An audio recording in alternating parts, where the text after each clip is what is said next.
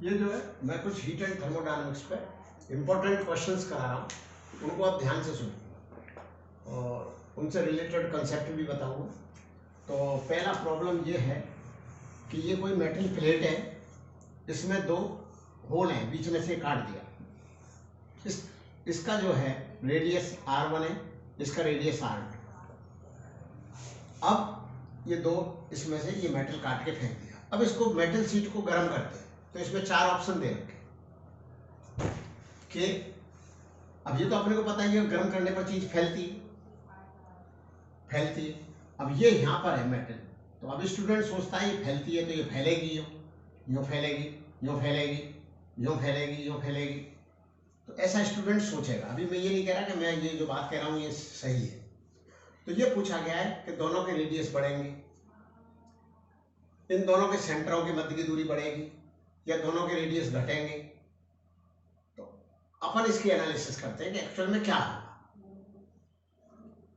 तो गर्म होने पर चीज फैलती है, तो इसमें होगा क्या कि गर्म होने पर फैलेगा, तो फैलने पर इसका रेडियस घटेगा या बढ़ेगा? घटेगा या बढ़ेगा? तो अब जनरली इसका स्टूडेंट जवाब देते हैं घटेगा। इसका आंसर है बढ़ेगा। क्यों बढ़ेगा मैं अभी बताता हूं। कोई चीज अगर थी तो वो जब वो फैल रही थी तो उसका एरिया बढ़ना चाहिए ना, तो यो होने पर तो एरिया घटेगा। अगर यहाँ पर मटेरियल होता तो वो मटेरियल कहाँ जाता? बाहर जाता। तो अब ये नहीं है तो क्या हुआ? तो हर चीज फैलती है तो फैलेगी तो बाहर की तरफ। तो स्टूडेंट क्या सोचता है, इसमें क्यों गलती करता है? क्योंकि यार ये फैलेगी तो इधर है, तो फैलना इधर नहीं है, इधर तो सिकुड़ना है। तो बस बात। अब ये चीज फैलेगी तो इसके सेंटरों के मध्य की दूरी भी बढ़ेगी, क्योंकि तो फैलेगी ना बाहर हो जाएगी, बाहर अंदर की तरफ थोड़ी होगा। तो ये इस तरह के इसके जवाब होते हैं। ये पहला सवाल हो गया।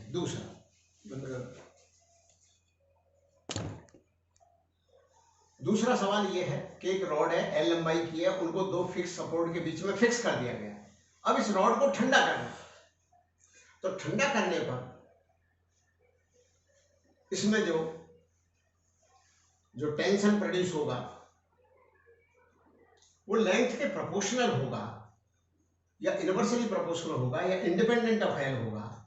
तो ये अपन पता करते हैं भाई। एक्चुअल में एक चीज आपको पढ़नी पड़ेगी, एक कंसेप्ट पढ़ना पड़ेगा कि कोई रॉड है, उसकी लंबाई L थी और उसको खींच के हो गई L प्लस डेल्टा है, तो डेल्टा L और बढ़ गई खींच के डेल्टा है। तो इसको कहते हैं change in length upon original length, तो ये कहलाती है स्ट्रेन। तो delta L upon L is the strain. तो रॉड में जो टेंशन है वो प्रोपोर्शनल, जो टेंशन है per unit area in the rod, where A is the area, cross sectional area, तो T बाई A ये कहलाती है stress, force per unit area जो उसमें क्रिएट हो गया है। जो आपने खींची तो उसमें एक force per unit area create हो जाता है, जिससे कि जो आपने फोर्स लगाया वो उसका अपोज कर सके। जैसे ये कोई चीज है, इसको अपन यूं करें तो बहुत ज्यादा फोर्स लगाना, तो इस पर ये जरा सी लेंथ चेंज हो जाएगी, तो change in length upon original length is called strain. और जो स्ट्रेस है वो स्ट्रेन के प्रोपोर्शनल होती है ये। अच्छा, तो this is proportional to this. और फिर जब T upon A is equal to लिखेंगे तो बाई आ जाएगा। बाई कहलाता है Young's modulus. This Young's modulus depends upon the material. भाई कॉपर के लिए कोई फिक्स वैल्यू होगी, कॉपर की कुछ होगी, तो Young's modulus of copper, Young's modulus of steel, तो ये it depends upon the material. तो T जो है टेंशन वो बराबर है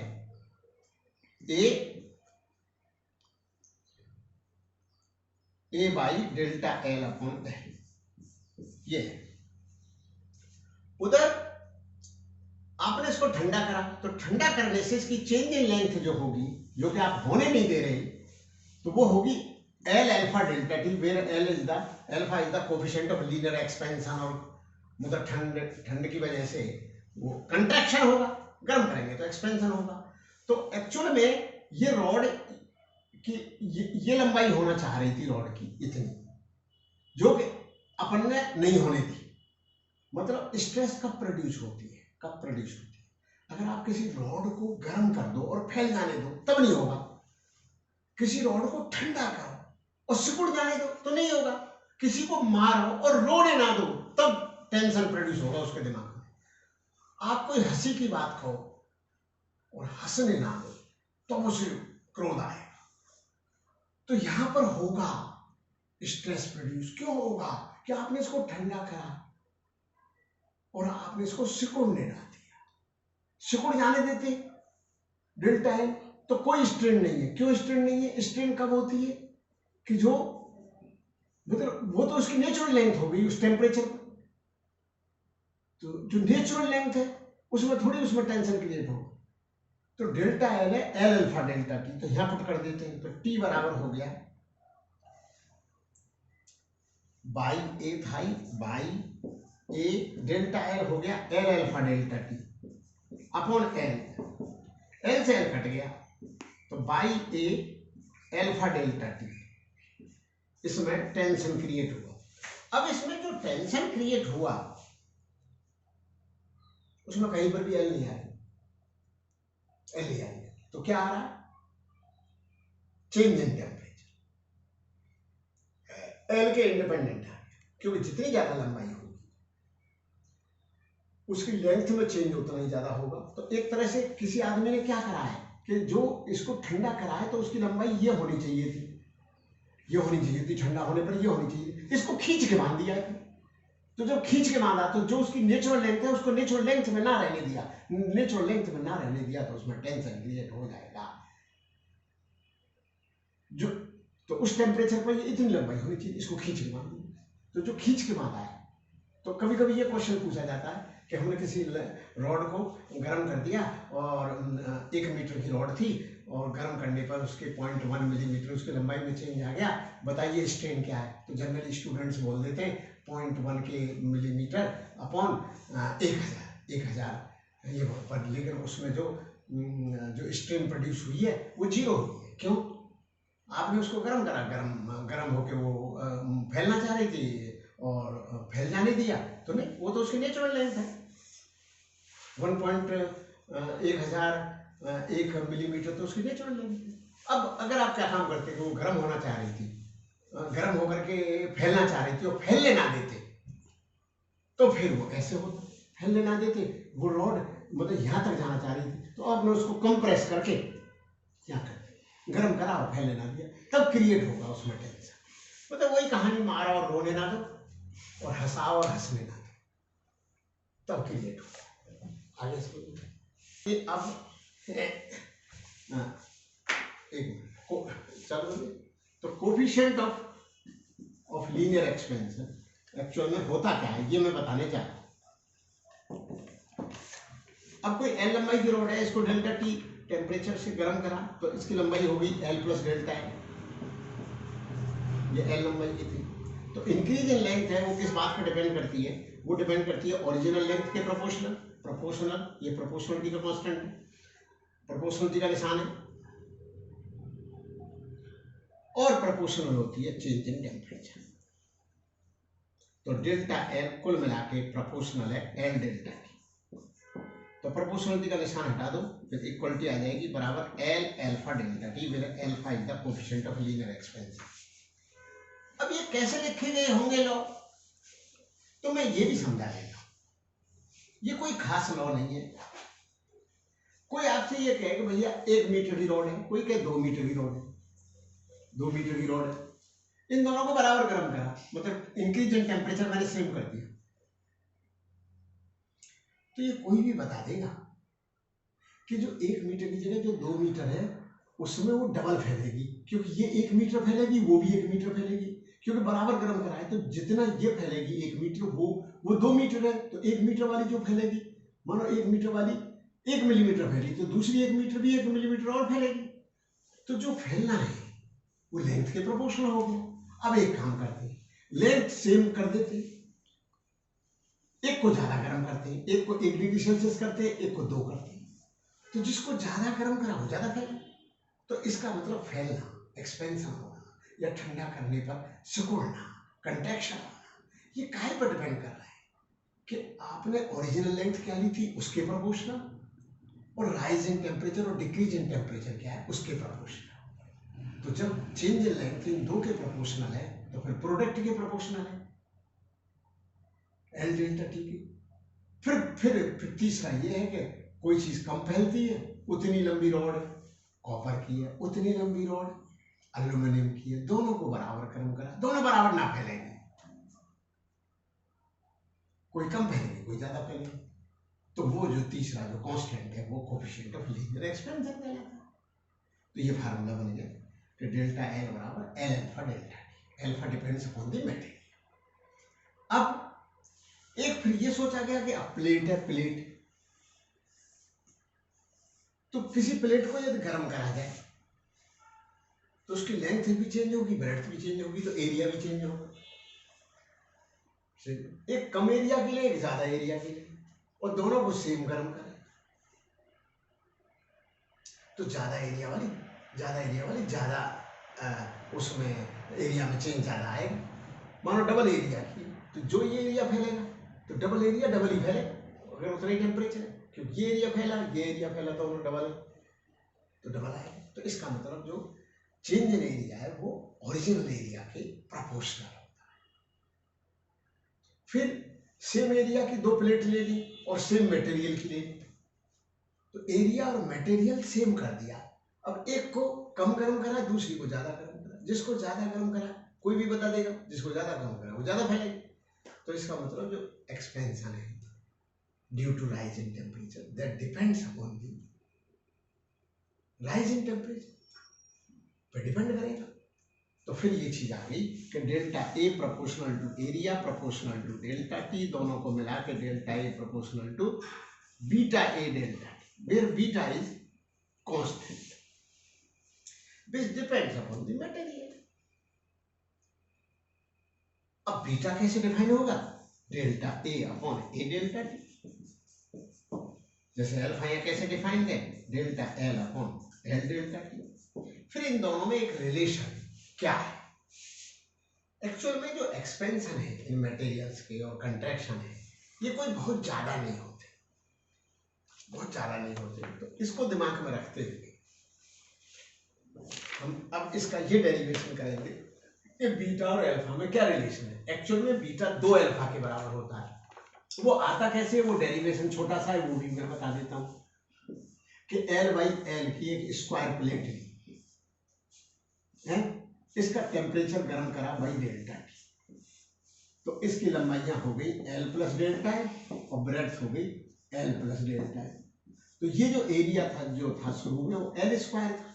अब एरिया ए डैश जो है वो L प्लस डेल्टा एल का होल स्क्वायर है, तो इसको कैलकुलेट करिए, L square plus delta L का whole square plus 2L delta L, ये स्क्वायर हो गया। अब क्योंकि इस स्क्वायर प्लेट को rise in temperature delta T करा, तो जो L बाई एल की स्क्वायर प्लेट थी वो L plus delta L by L plus delta L की स्क्वायर प्लेट बन गई due to rise in temperature, क्योंकि एक्सपेंड हो गई, तो नया एरिया ये आ गया।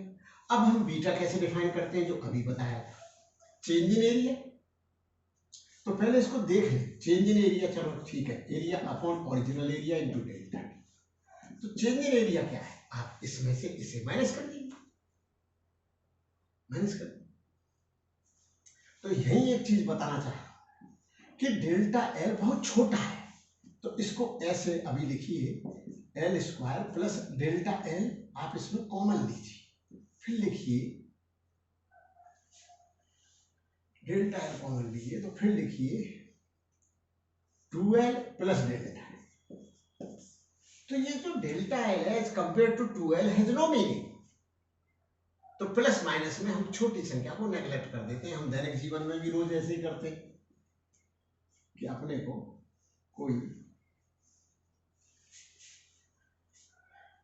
कोई मानो 10-11 लाख की चीज खरीदनी है, तो वहां 1000-2000 रुपया वो बेचने वाला ही नेग्लेक्ट कर देगा, हाँ ठीक है जी मैं 1000 रुपये कम कर देता। और जहां पर 1000 रुपए की चीज खरीदनी है वहां पर 10-20-50-100 रुपए इधर उधर का हो जाए। तो ऐसे ही कंपैरिजन में नेग्लेक्ट कर सकते हैं, जोड़ बाकी में तो डेल्टा एल नेग्लेक्ट हो गया, ये वाला गुणा में कभी नहीं होता, जोड़ गुणा, तो ये क्या आ जाएगा L square plus 2L delta है। तो एरिया क्या आएगा, इसमें से इसे घटा एल स्क्वायर, तो चेंज इन एरिया हो गया, change in area 2L delta L, change in area, क्योंकि इसमें से इसे घटाया L square upon original area क्या था वो भी देख लो। ओरिजिनल एरिया क्या था, ओरिजिनल एरिया था L square into delta T है। तो अब क्या बचा देखो, 2 delta L upon L delta T. तो delta L upon L delta T ये पहले डिफाइन कर चुके हैं कि ये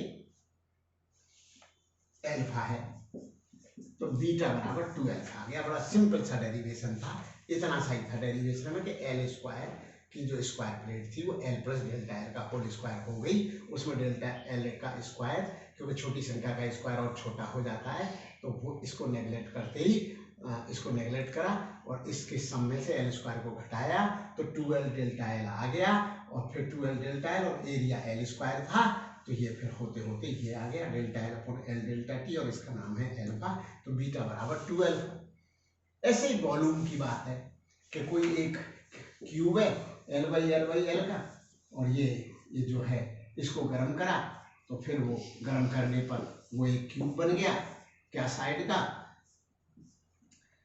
एल प्लस डेल्टा एल, तीनों साइड एल पे, तो नया वॉल्यूम ये वी वॉल्यूम ये वी डैश। तो एक होता है गामा कि किसी बॉडी को गर्म करा जाए तो उसके वॉल्यूम में चेंज आता है, तो जो वॉल्यूम में चेंज आता है वो ओरिजिनल वॉल्यूम के प्रोपोर्शनल होता है। तो आप बोलोगे ये नहीं समझ में आया, तो मैं दैनिक जीवन के एग्जाम्पल सुना देता हूँ कि एक कोई पानी है 1 लीटर, एक पानी है 10 लीटर, 1 लीटर को भी उतना ही गर्म करा, 10 लीटर को भी उतना ही गर्म करा, तो आप खुद ही कह दोगे कि 10 लीटर के वॉल्यूम में जो चेंज आएगा वो 10 गुना आएगा, मतलब ज्यादा तो आएगा ही। कोई क्या, हम तो नहीं कहेंगे, और नहीं कहेंगे तो मत कहो, क्योंकि आपको मैं बता देता हूँ कि अगर ऐसा तुम नहीं मान रहे कि change in volume original volume के प्रोपोर्शनल है, तो मैं आपको एक बात यूनिवर्सली मानती हो मानो, तो ऐसा हो ही नहीं सकता। क्यों, अगर change in volume original volume के यूनिवर्सली है तो फिर क्या कहानियां होती दुनिया में कि जो चीज होती ही नहीं वो गर्म करने पर इनफाइनाइट वॉल्यूम में चेंज आ जाता है, ये तो बात होती नहीं है ना कुछ।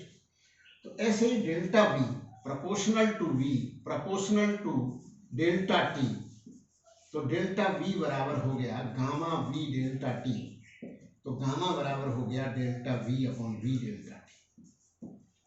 तो इस गामा को हम एल्फा के पदों में ला सकते हैं, कैसे, जो डेल्टा वी होगा वो ऐसे होगा एल प्लस डेल्टा एल का whole cube minus L cube upon V होगा L cube into delta T, क्योंकि हमने क्या कंसीडर कर लिया, एल बाई एल का एक क्यूब, एल बाई एल का एक क्यूब, उसको गर्म करा डेल्टा टी से, तो उसकी साइड हो गई L plus delta L by L plus delta L by L plus delta L. तो इसमें से इसे घटा दो, और जब घटाओगे ना तो इसमें 4 टर्म आएंगी बाइनोमियल थ्योरम से, तो इसमें से एल क्यू आएगी जो एल क्यू से कैंसिल हो जाएगी,